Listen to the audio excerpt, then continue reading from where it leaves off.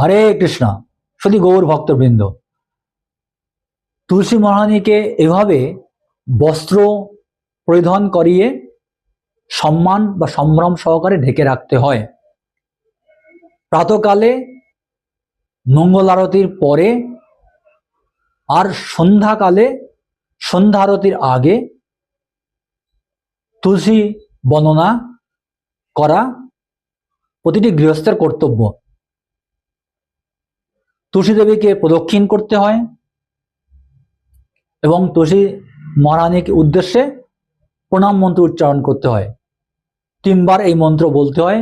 মন্ত্রটি আমি উচ্চারণ করছি। ওং বৃন্দাওই তুলসী দেবই প্রিয়াওই কেশবস্য চ বিষ্ণু ভক্তি প্রদে দেবী সত্যবতই নমো নমঃ। এই মন্ত্র 3 বার তুলসী মহারানীর উদ্দেশ্যে উচ্চারণ করে দণ্ডবত অথবা হাঁটু মুড়ে পঞ্চাঙ্গ প্রণাম করা কর্তব্য। 3 বার প্রণাম করতে হয়। হরে কৃষ্ণ।